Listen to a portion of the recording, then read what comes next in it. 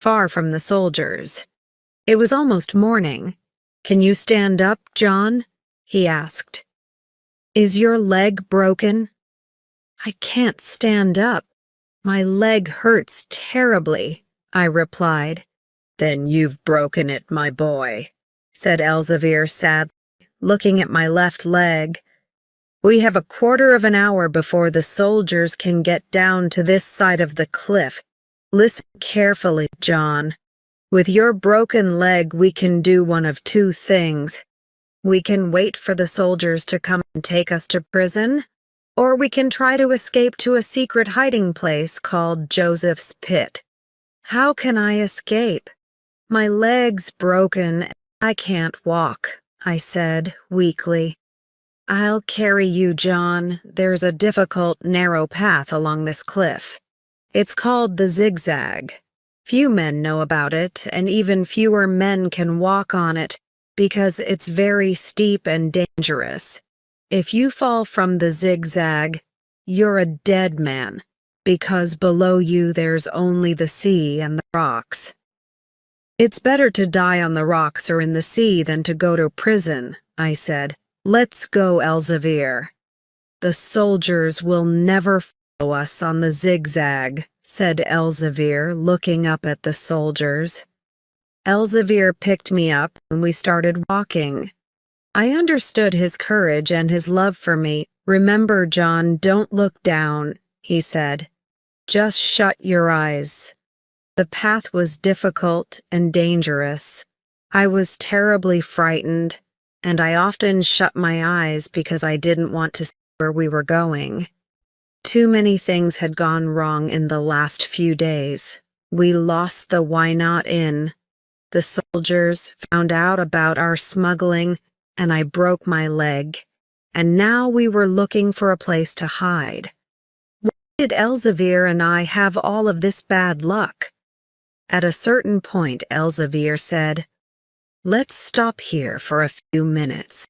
I need to rest. I'm not a young man anymore. Joseph's Pit is the perfect place for us, because you must rest your leg a long time before you can walk again." "Thank you, Elzevir," I said, trying to smile. My leg hurt terribly, but I did not complain. We were soon moving again, and Elzevir's strength amazed me. We finally reached the secret hiding place by evening, and we were both very tired. "Here we are," said Elzevir. "This is Joseph's Pit. It's a big cave near the sea and will be comfortable. No one can find us here." I looked around and saw that there was an opening at the far end of the cave. I felt the fresh sea air and was happy to be there. Elzevir gave me some water to drink, and I fell asleep on a bed of sand. I was very ill with a high fever for many days, and he looked after me like a mother looks after her child. At night he went to find food, and during the day he never left me alone. He was able to tell Ratsy where we were, and Ratsy often brought us food, which he left at an old house nearby. Ratsy was a real friend, and he helped us as much as he could. "Well, John, when your leg gets better, we have to leave England and take a ship to France," said Elzevir one evening. "We'll stay there until the soldiers stop looking for us, then we can return." By the middle of May, my leg was getting better. One night when Elzevir was away looking for a ship to take us to France, Ratsy came to the cave and talked to me. "I've got bad news, John," he said, pulling a piece of paper out of his pocket. "Read this. The king's soldiers are still looking for you and Elzevir. Now there's a price on your heads. £50 for Elzevir and £20 for you. They think Elzevir killed Maskew. You're both in big trouble." "Elzevir went out to look for a ship to take us to France," I said. "Good. I'm glad," said Ratsy. "Stay away from England until things are quiet." "I hope he finds a ship tonight," I said. Ratsy left the cave and I was alone and worried. There was a big storm outside.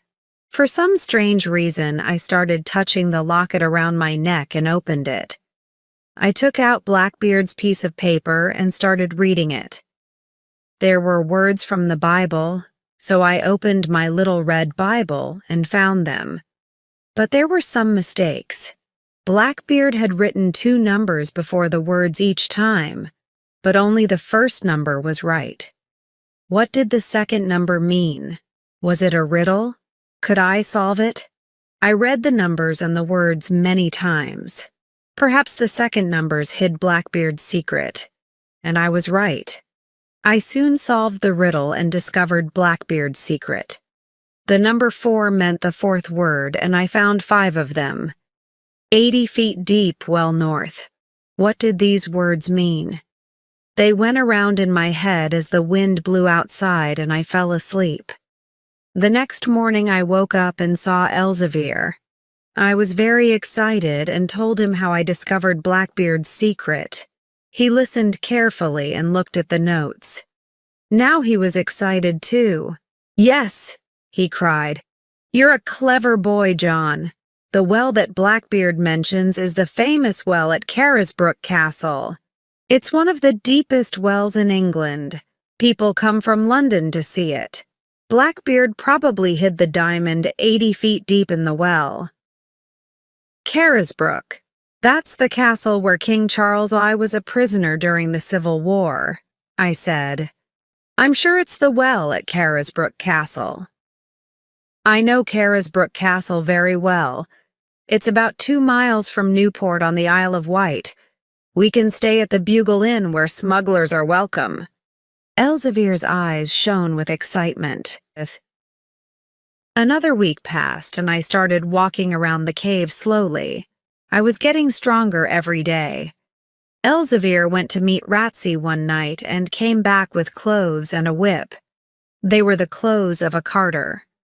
There were 2 white jackets, 2 hats, and carter's trousers.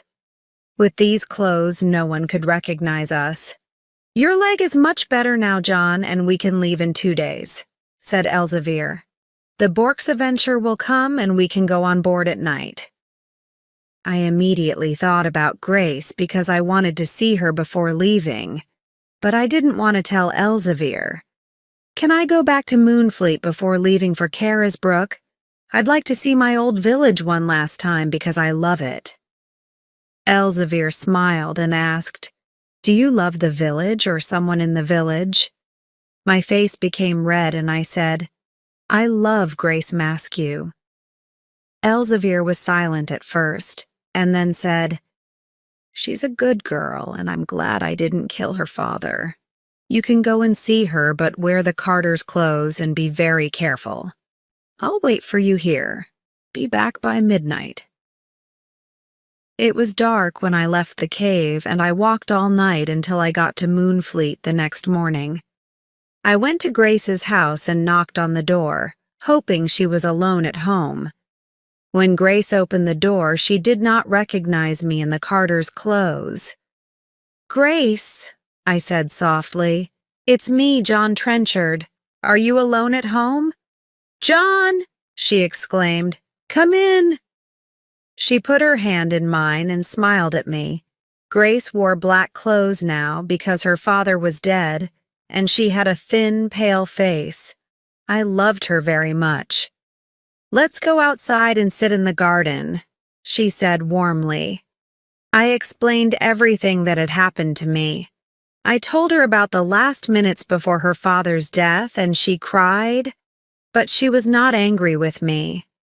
Then I showed her Blackbeard's locket, and she read the writing inside. I told her about the diamond and how I wanted to find it and become the richest man in Moonfleet.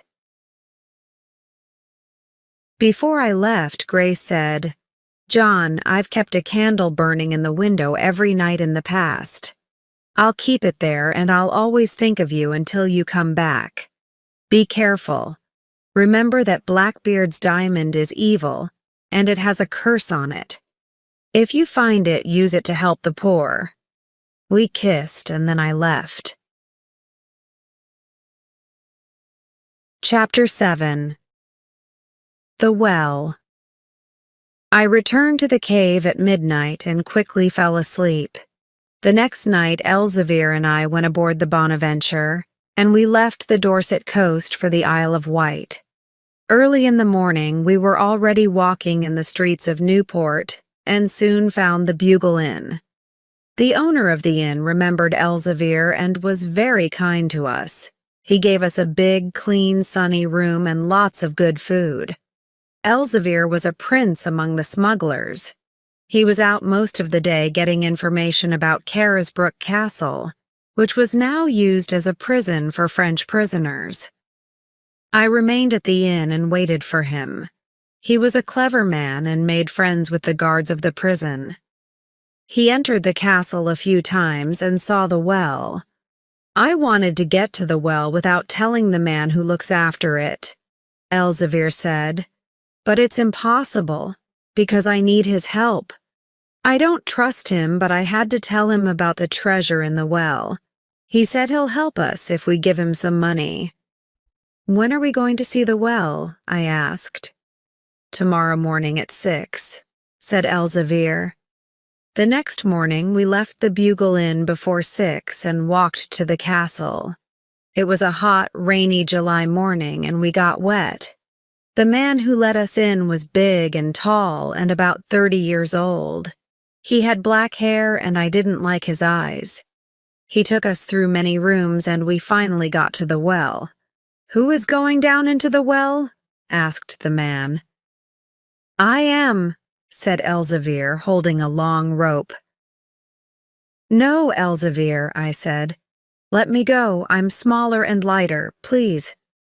"All right, John, go on, but be very careful and don't look down," said Elzevir.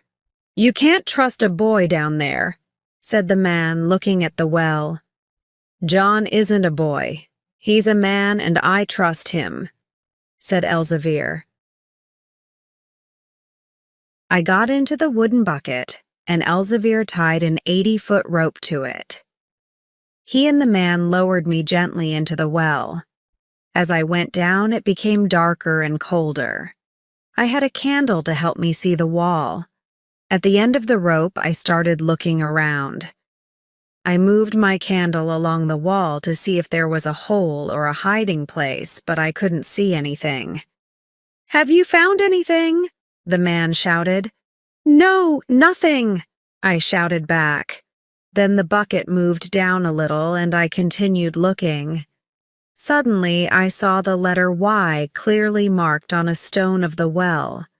It was the symbol of the Mohuns. I moved the stone a bit with my hand and then pulled on it. It came out of the wall and I saw a small hole. I put my fingers into the hole and pulled out a tiny bag. I opened the bag slowly and found a diamond as big as a walnut. It was Blackbeard's diamond. I had never seen a diamond before, and I turned it between my fingers. It was beautiful. "What are you doing?" shouted the man. "Have you found something?" "Yes," I shouted. "I found the diamond. Pull me up." They pulled me up quickly, and at the top of the well I saw the man's face. "Give me the diamond. Put it in my hand." "No," I said. "Let me get out of the bucket first." "Let the boy get out of the bucket," said Elzevir angrily.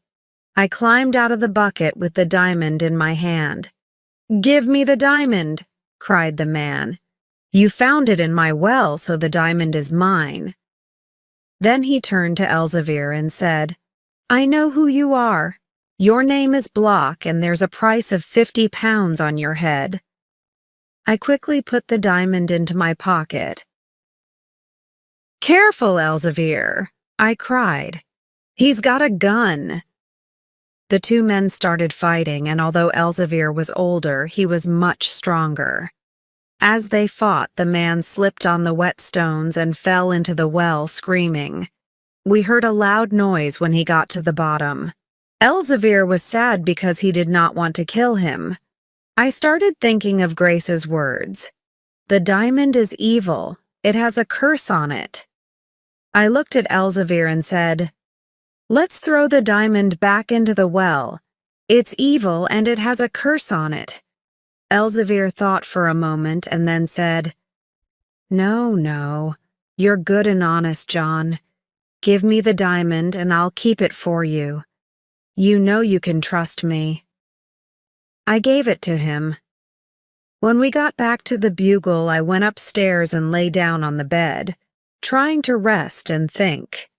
Elzevir was downstairs talking to the owner of the inn.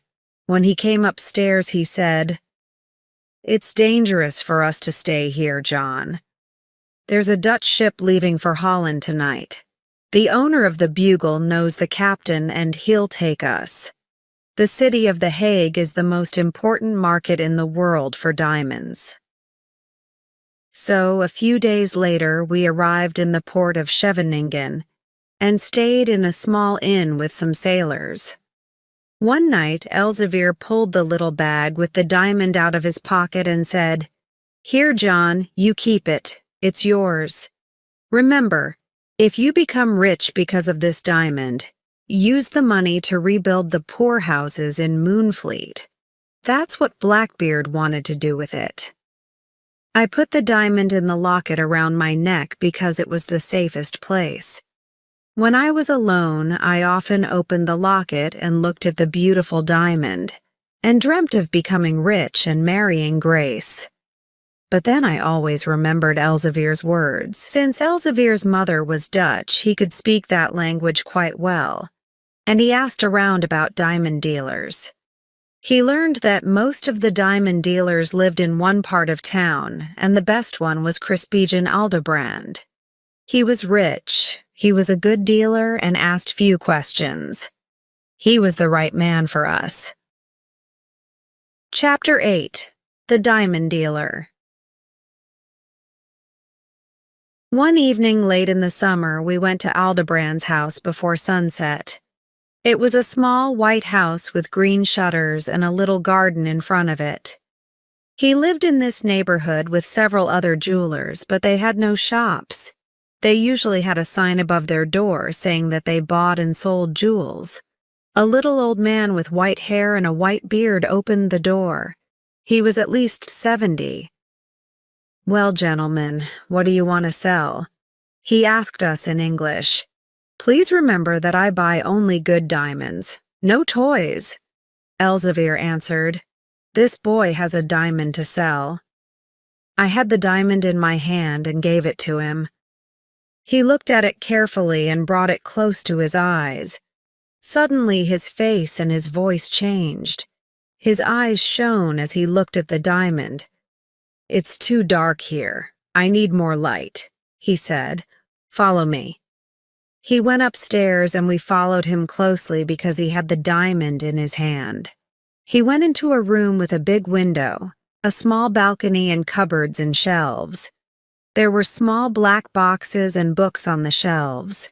He sat at a small table and looked at the diamond. Then he held it up against the light of the window. He looked at me excitedly and said, "What's your name, young man? Where do you come from?" "My name's John Trenchard, sir, and I come from Moonfleet in Dorset." He wrote this down in a big book. Elzevir looked at me angrily, and I immediately understood. Why did I give that man my name? I didn't know that this was going to change my life. "How did you get this diamond?"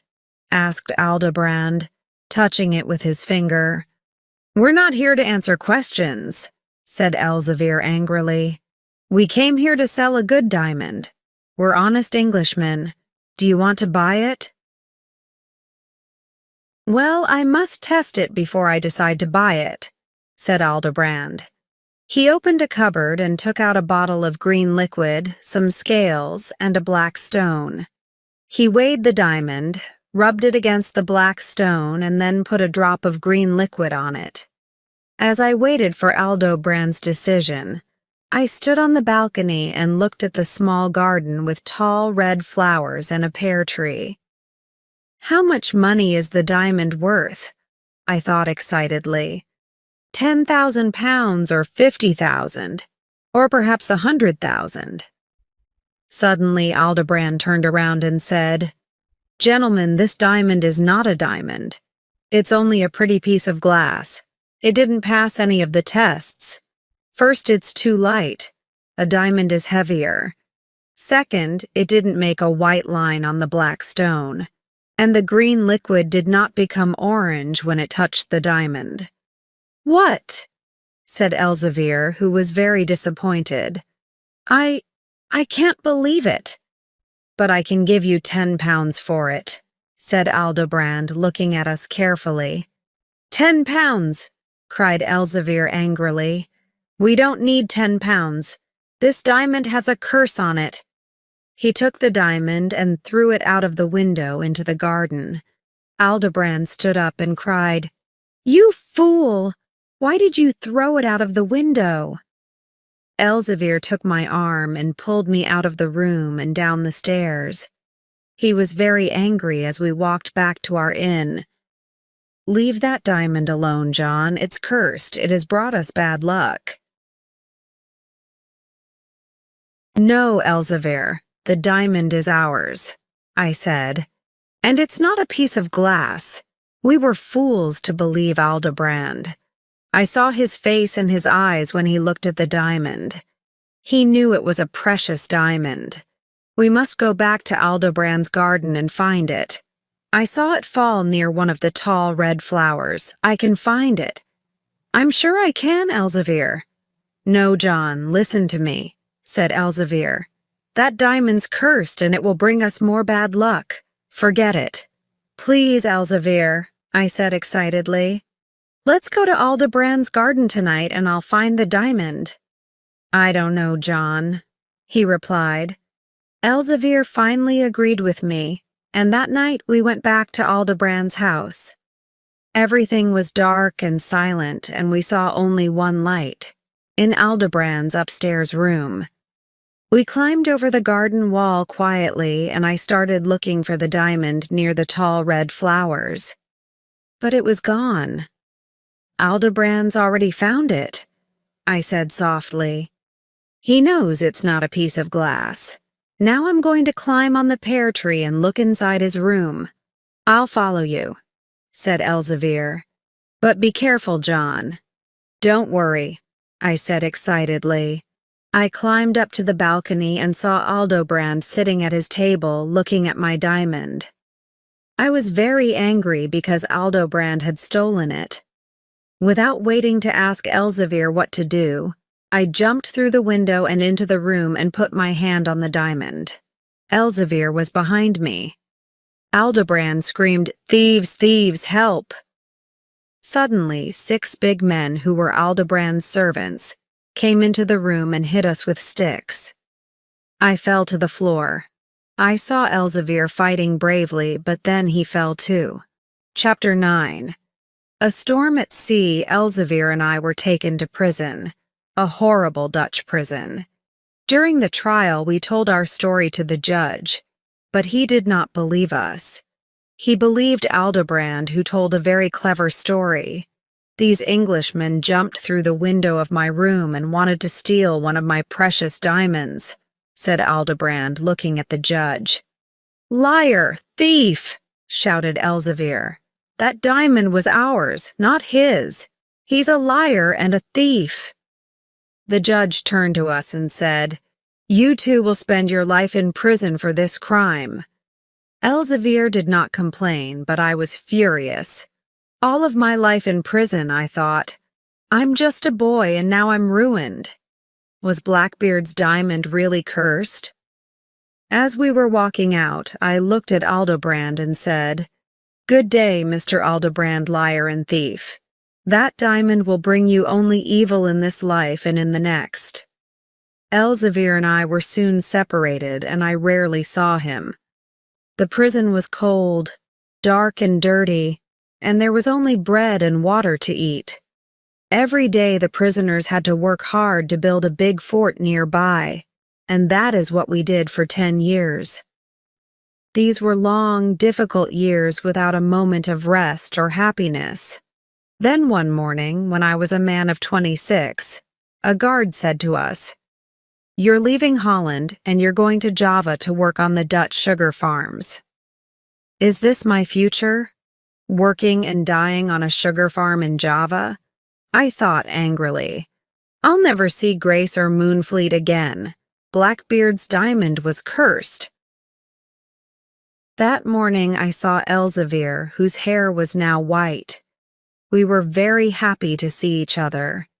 He was going to Java too, on the ship called the Aurangzebi. We left Holland with bad weather and it got worse every day. After a week there was a big storm at sea, with tall waves, strong winds, and rain. As Elzevir and I looked towards the shore, we suddenly understood where we were. We couldn't believe our eyes. Moonfleet Bay. Soon the ship started sinking. The prisoners and the guards were terrified because they knew nothing about a storm at sea. But Elzevir, who had lived his life on the sea, tried to help them.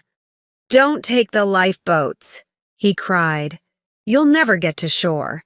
Stay on the ship until she gets to the bay near the beach and then jump. Listen to me, I was born here. I've seen hundreds of storms in Moonfleet Bay." But no one listened to Elzevir. Everyone tried to get into the lifeboats and they all died in the rough sea. Elzevir and I stayed on the ship until the last minute. "John, listen to me," he said loudly. "Jump when I tell you. The men on the beach will throw us a rope and we must catch it before another big wave comes. Remember, the big waves are dangerous because they'll pull you back into the sea. Goodbye, John, and God save us both." I held his big hand and waited to hear the word, "Jump! Jump now!" he shouted suddenly. We jumped into the rough, cold sea and we could see the men on the beach with the ropes. I was very cold and weak. Elzevir caught one end of a rope and said, "Take this rope." He pushed me onto the beach with his strong hands. He saved my life. Then I heard a big wave coming behind me, but I couldn't turn around. A minute later, I was lying on the beach and I was shaking with cold. A crowd of men and women stood around me, but I couldn't speak. I remember that some men put warm blankets around me and carried me to a fire where I fell asleep. Was this all true? I thought as I woke up. Am I in Moonfleet and a free man now? I was lying on the wooden floor of the Why Not Inn, and I heard a voice say, "Elzevir." "Elzevir," I said. "Where is Elzevir?" "Who's asking about Elzevir?" said a voice I knew. It was Ratsy's. "Don't you remember me, Ratsy?" I said, sitting up and looking at him. "I'm John Trenchard, who left Moonfleet long ago. Where is Elzevir?" Ratsy's face became white when he saw me, and then he came to me and shook my hand warmly. He asked me many questions, but I wanted to know about Elzevir.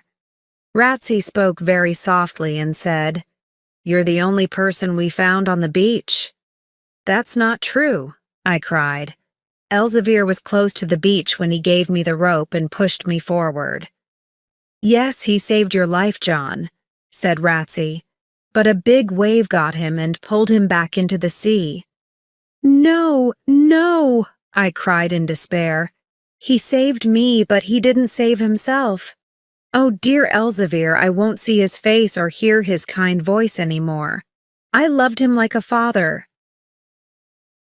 It was almost morning, and I put a blanket around my shoulders and went back to the beach. I wanted to find Elzevir's body. There was no sign of the Aurangzebi, but its wreckage was all over the beach. Ratsy came to the beach too and sat next to me. "Eat this bread and meat, John," he said kindly. I wasn't hungry but ate the food slowly, looking at the sea. Then suddenly I felt strange. Elzevir is coming, I thought. I can feel it. The waves were bringing his body to the beach and I ran towards it, with Ratsy following me. I knelt down by his body and touched his face and hair. Then I kissed his cold cheek. The men from Moonfleet who knew him came to the beach and carried him back to the Why Not Inn. There they laid his body on the long table. I sat next to Elsevier's body for many hours, and many memories came to my mind. Then I started thinking, I have lost my only friend. What can I do now? Where can I go? I felt lost and terribly sad. Then someone touched my shoulder. I turned around and saw a tall, beautiful woman standing behind me. It was Grace Maskew. "John," she said, "have you forgotten me? Didn't you see the light at my window?" I could not speak. "I'm very sorry about Elsevier," she said. "I know he was a brave man with a kind heart. But do you still love me, John?" I took her hand and said, "Dear Grace, of course I still love you. I've always loved you. But many things have changed. You're a noble lady and I'm a very poor, unlucky man." I told her about the diamond and about my 10 years in prison. "John, please don't talk about money," she said. "There are more important things in life. Forget Blackbeard's diamond, it was evil." Grace and I talked for a long time and then she left. Shortly after, Mr. Glennie, my old teacher, came to see me. He took out his prayer book and said some prayers for Elsevier. Then he took a piece of blue paper from his pocket. It was a letter from Crispin Aldobrand's lawyer in Holland. It had arrived 8 years before when I was in prison. The long letter said that before dying, Aldobrand wrote a will and left all of his money to John Trenchard of Moonfleet. He explained that the diamond was real and that he had stolen it from me and Elsevier, and now he was very sorry. The diamond had brought him a lot of bad luck. "Well, John, you're a very lucky young man," said Mr. Glennie, smiling. "There's no longer a price on your head, so you're a free man. And you're a very rich man, too, with all of Aldobrand's money." I was very surprised and did not know what to say. Suddenly, I wasn't poor anymore. How strange life is. Mr. Glennie and I talked about Aldobrand's will until midnight, and then he left. I spent the night next to my great friend Elsevier. This is the end of my story. I received all of Aldobrand's money, but I did not keep it for myself. With Mr. Glennie's and Grace's help, I rebuilt and opened the poorhouses, and built a new hospital and new homes for the people of Moonfleet. Part of the money was used to improve the church and the school, too. I became an important person in my village. Grace and I got married, and the old Mohun mansion became a beautiful home again. We have 3 lovely children: Elsevier, Grace, and John. We live happily in Moonfleet and never leave it. When there is a bad storm, I run down to the beach with the others and try to help the men at sea. Sometimes we cannot help them and we see them die. And each time I stand on the beach with a rope in my hand, I remember dear Elsevier and how he saved my life.